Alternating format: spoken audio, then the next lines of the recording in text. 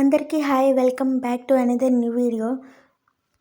మీరందరూ చూసే ఉంటారు ఫుడ్ ఆన్ ఫోమ్ తాతగారు, అమ్మ చేతి వంట, శ్రావణీస్ కిచెన్, వీళ్ళందరూ పండు మిరపకాయ ఊరగాయ పెట్టి ఉండేది.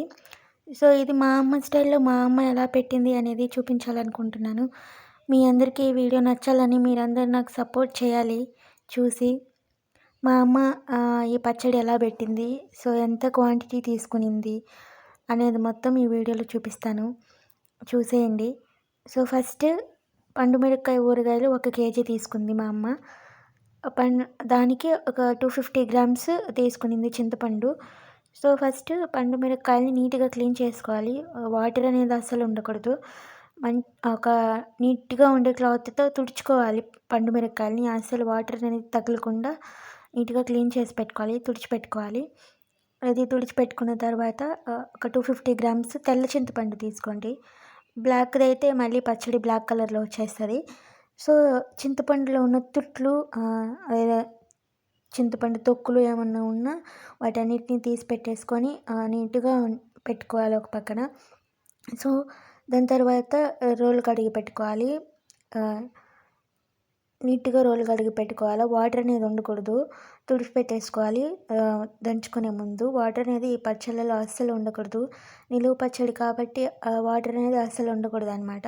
సో రోలు అనేది నీట్గా తుడిచిపెట్టుకున్న తర్వాత పండు మిరపకాయలు వేసి దంచుకోవాలి. సో మెత్తగా కాకుండా బరకగా ఉంటే బెటర్ అనమాట, ఎందుకంటే తర్వాత మిక్సీలో వేసేసుకుంటాం కాబట్టి. సో ఈ విధంగా దంచిపెట్టుకోవాలి. దాని తర్వాత కొంచెం బరకగా ఉన్న తర్వాత చింతపండు వేసుకోవాలి. చింతపండు వేసి దంచుకోవాలి. 1 కేజీ పండు మిరపకాయలు తీసుకున్నాం కాబట్టి మొత్తం ఒకేసారి వేసుకోకుండా 3 వాయిల్గా వేసుకుంటే బెటరు. కొంచెం మెత్తగా మెదుగుతుంది. ఏంటంటే వీడియో కొంచెం క్వాలిటీ తగ్గుతుంది అనమాట, ఎందుకంటే నా ఫోన్ పెద్దగా క్వాలిటీ అనేది ఏం లేదు. దీనికోసం నేను ఫోన్ కొనుక్కోవాలన్న అంత సీన్ లేదు మనకి. సో ఇది కొంచెం దంచుకున్న తర్వాత మా అమ్మ 2 గ్లాసులు కల్లుప్పు వేసింది. కల్లుప్పు వేసుకున్న తర్వాత నీట్గా దంచుకోవాలి. ఇది మామూలుగా న్యాచురల్ వ్లాగ్ లాగా పెడదాం అనుకున్నాను నేను. కాకపోతే మా ఇంట్లో గోలగోలగా ఉంటుంది, ఎప్పుడు టీవీ పెట్టే ఉంటారు కాబట్టి వాయిస్ ఓవర్ ఇచ్చి చెప్తున్నాను నేను. సో దంచుకునేటప్పుడు కూడా కొంచెం జాగ్రత్తగా దంచుకోవాలి. ఫేస్ కవర్ చేసి పెట్టుకుంటే బెటరు. ముక్కులోకి కారు అదంతా వెళ్ళకుండా ఉంటుంది. దంచుకున్న తర్వాత చింతపండు కొంచెం మెదిగాక పసుపు వేసుకోండి, 1 స్పూను. చూడండి ఇలా ఉండాలన్నమాట కన్సిస్టెన్సీ. ఇది స్పూన్తో కూడా కలబెట్టొద్దు అనమాట, గంటెతో దంచుకునేటప్పుడు, ఎందుకంటే చేతులు మండిపోతాయి. చాలా ఘాటు ఉన్నాయన్నమాట మా అమ్మ తీసుకున్నవి. ముక్కులోకి వెళ్ళిపోతుంది ఘాటు అనేది. ఇలాగా దంచుకున్న తర్వాత ఒక బాక్స్లోకి తీసి పెట్టుకోండి. మా అమ్మ దీన్ని ప్లాస్టిక్ బాక్స్లోకి తీసి పెట్టుకునింది అనమాట, ఎందుకంటే తర్వాత మిక్సీ పట్టుకుంటాం దీన్ని.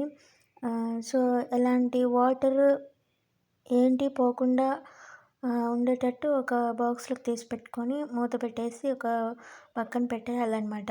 దీన్ని మళ్ళీ 2 days తర్వాత ఓపెన్ చేస్తాం మనము. సో మా ఇంట్లో పెద్దగా లైటింగ్ కూడా ఉండదన్నమాట బయట. సో అందుకని ఇలా కనిపిస్తుంది అనమాట. సో దాని తర్వాత ఏం చేయాలంటే 2 days తర్వాత మెంతులు, ఆవాలు వేయించి పెట్టుకోవాలి. మా అమ్మకి చెప్పాను అది వేయించేటప్పుడు కూడా వీడియో తీసుకుంటానని, మా అమ్మ మర్చిపోయింది. 2 days తర్వాత తీస్తే ఇలా ఉంటుంది అనమాట పచ్చడి. స్మెల్ అయితే మామూలుగా లేదు, భలే వాసన వస్తుందన్నమాట, మంచి వాసన. చాలా బాగా వచ్చిందనమాట, గొప్పమని ఒక మూత తీయంగానే చాలా మంచి వాసన వచ్చిందనమాట పచ్చడి. సో మొత్తం నీట్గా కలిపేసుకోవాలి, ఎందుకంటే కల్లుప్పు వేసాం కాబట్టి ఊరుంటుంది అనమాట. సో మొత్తం వాటర్ అదంతా కలిసిపోయేలాగా కలుపుకొని మిక్సీ పట్టుకోవాలి. మిక్సీకి వేసుకొని మెత్తగా వచ్చేలాగా పట్టుకోవాలన్నమాట.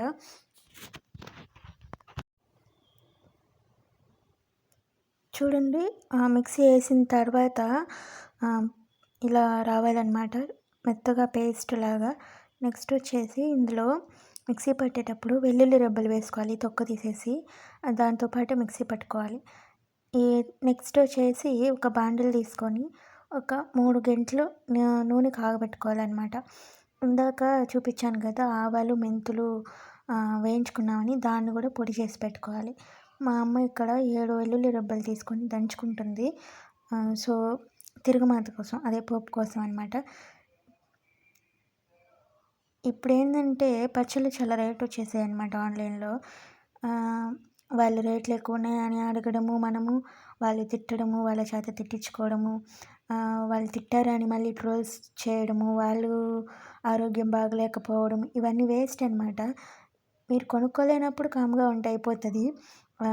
ఇంట్లో మన అమ్మ వాళ్ళు ఉన్నారు గదా! వాళ్ళకి కొంచెం హెల్ప్ చేస్తే వాళ్ళే పెట్టిస్తారు. మనస్ఫూర్తిగా ఒక 2 నెలలు, 3 నెలలు తినొచ్చనమాట. ఎందుకు చెప్పండి ఇవన్నీ గొడవలు. సో, పచ్చడి విషయానికొచ్చేస్తే, మన పచ్చడి విషయానికి నూనె కాగిన తర్వాత ఒక 2 స్పూన్లు ఆవాలేసుకోవాలి. దాని తర్వాత అవి చిటపటలాడిన తర్వాత ఒక స్పూను జీలకర్ర వేసుకోవాలి. అవి వేగిన తర్వాత దంచి పెట్టుకున్న వెల్లుల్లి రెబ్బలు వేసేసుకోవాలి. ఈ మధ్య ఈ పచ్చళ్ళు ఆన్‌లైన్‌లో ఆర్డర్‌లు పెట్టడము, డెలివరీ చేయడము ఫ్యాషన్ అయిపోయిందనమాట. ఇంతకుముందు ఊరుల్లోకే వచ్చేటివి పచ్చళ్ళు. ఇప్పుడు ఇదంతా కాగిన తర్వాత కరివేపాకేసుకోవాలి. కరివేపాకు ఎంత వేసుకున్నా మేలండి. ఈ నూనె మిక్చర్ అంతా నీట్‌గా చల్లారబెట్టుకున్న తర్వాత పచ్చళ్ళలో కలుపుకోవాలి.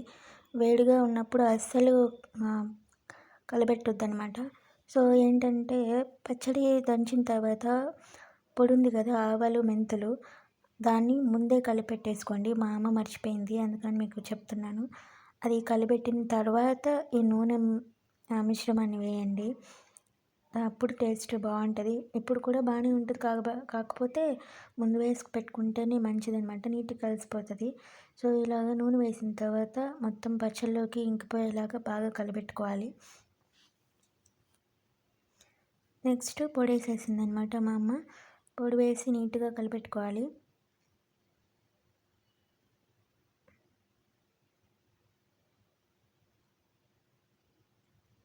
సో, మొత్తం పైన, కింద మొత్తం కలిసిపోయేలాగా నీట్‌గా కలబెట్టుకోవాలనమాట.